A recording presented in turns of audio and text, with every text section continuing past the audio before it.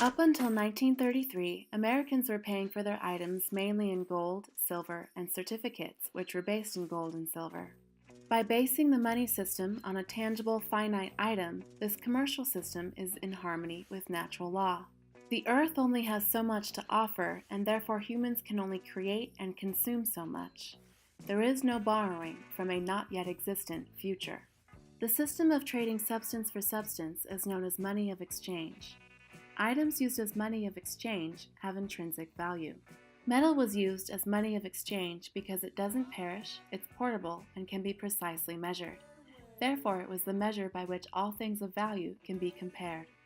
When a man accumulated more coins than he required for daily purchasing, he sought a warehouse to store them in. Goldsmiths typically filled this role and would give a receipt which that person could exchange for his gold coins at any time.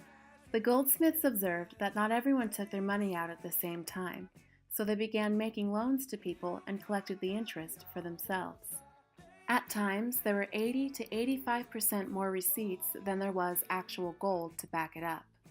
Therefore, receipts only represent a fraction of their face value. This is known as fractional money and fractional reserve banking. Soon after this, goldsmiths started handing out even more receipts, which now reduce the worth of the receipt to nothing. When the value of money being used reaches zero, this is known as fiat currency. Fiat currency's only value is that of the user's faith and honor. This money system creates a yo-yo market, being the cause of inflation and collapsing economies. When using fiat currency, one switches from a system of money of exchange to money of account. Money of account has no basis in the physical reality. It's based in what's known as double-entry bookkeeping. Long story short, the money doesn't exist until a banker writes it in their ledger. At the end of each day, the banking accountant must make sure that they have a zero balance, meaning that nobody owes them and they don't owe anybody else. But again, this zero balance is just pluses and minuses on a ledger. It's not based in the physical world. Because of this, money of account is not in harmony with natural law and is considered a fiction of man. In a sense, money of account and fiat currency is based in future earnings and thus is based in debt. The more fiat notes there are in circulation, the more debt there is to pay off. Unlike with money of exchange, money of account can go into infinity. There is no maximum amount like there is when using real substance as money. This was the struggle of Old England. The Bank of England was founded in 1694 and backed by the East India Trading Company. The bank was given a monopoly to issue banknotes that would circulate as England's fractional paper money. With this centralized bank, owned by the Crown and backed by a public international corporation, the people of England struggled with inflation, unemployment, poverty, debt, debtors' prisons, indentured servitude, and extreme taxation. As a deal to pay off their debts more quickly, English settlers came to the Americas. But due to a constant outflow of gold and natural resources from the colonies to the Crown, the people began to create and use their own fiat currency, which they used to facilitate commerce amongst themselves. The king then passed a law requiring the colonies to pay tax in gold. The problem, however, was that the Crown already owned the majority of the gold itself. Because of this tax, unemployment ensued, commerce halted, and starvation swept the colonies. Standing on their belief in having natural rights ordained by our Creator, 56 men drafted the Declaration of Independence in 1776 to free the Americas from the Crown's tyranny and greed. Our founding fathers created two sides of American government: the private side, which was dictated by the sovereign people, and the public side, which was governed by the laws of the sea and corporate international business. With this separation, private sovereign Americans were protected from corporatocracy and the often deadly consequences which accompanied that system. To further protect the Americas, it was decided that money of exchange would be the basis of our currency.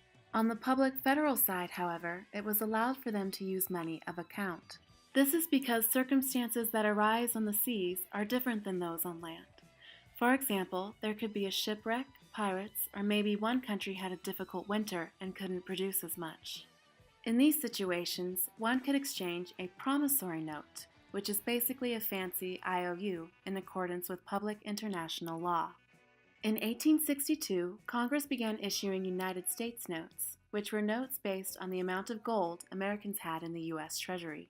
We crept from money of exchange to fractional reserve banking. However, it still was backed by enough gold and silver for it to be considered legal tender. In 1929, international bankers moved mass quantities of gold from the U.S. Treasury to European banks. This mass movement of wealth caused the crash and subsequent depression. As an analogy, this can be likened to one holding their gold with a goldsmith. The goldsmith made a bad deal and had the gold taken away from him. Therefore, your gold was stolen from you. That was the crash of 1929. Out of desperation, the private sovereign people turned back to the public government who offered them the New Deal. With the birth certificate and voter registration, the people volunteered into becoming 14th Amendment employees of the public corporatized state. In 1933, Congress passed House Joint Resolution 192, which required 14th Amendment citizens to hand over the remaining gold and silver in their possession.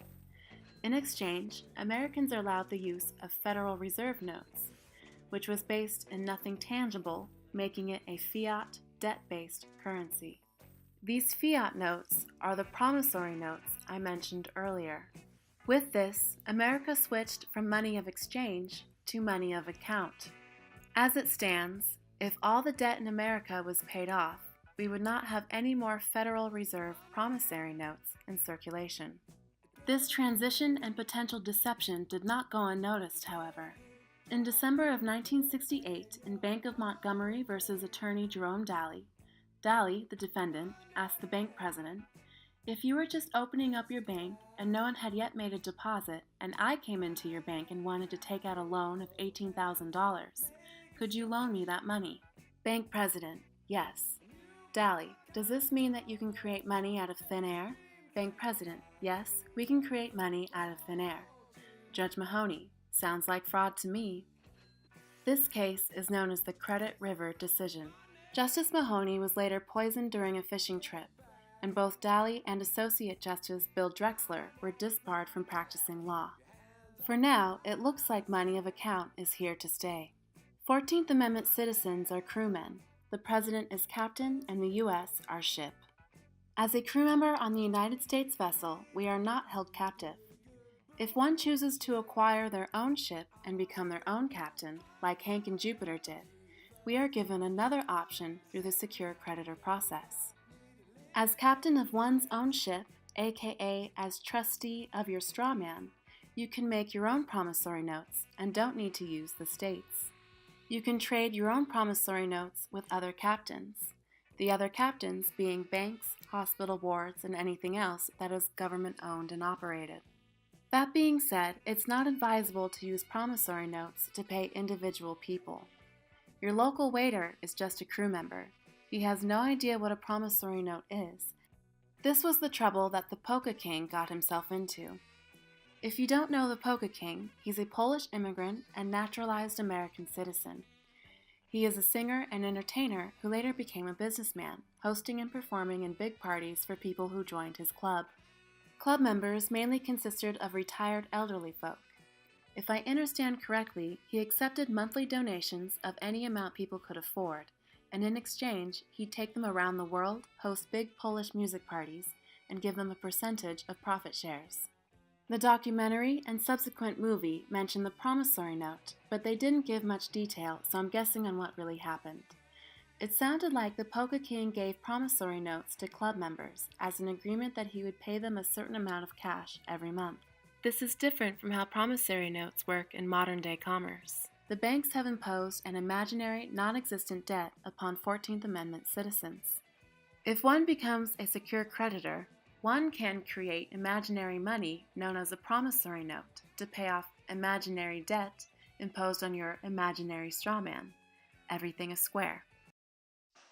When partygoers lost faith in the Polka King's business, they stopped investing, new members stopped joining, and the Polka King wasn't able to pay the remaining members, who subsequently lost thousands of dollars. The Polka King's business model is a microcosm of the problems with using fiat currency. When people lose faith in your honor, your business goes belly up. Fiat currency and money of account is based in thin air.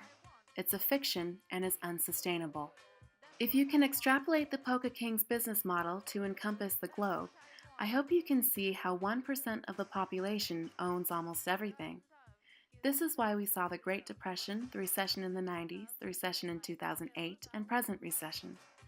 This was the hardship of the Old English Empire, the French Empire, and most likely others that I haven't researched yet.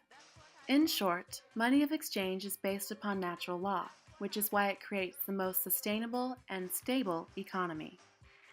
There are occasions when fractional currency is acceptable on land, like during the occasional times of true hardship. However, the home of fiat currency and money of account should remain in the seas and game of international commerce. The Polka King went to trial, was found guilty, and is presently in jail. One can only hope that those in charge of this current economic system will soon join him.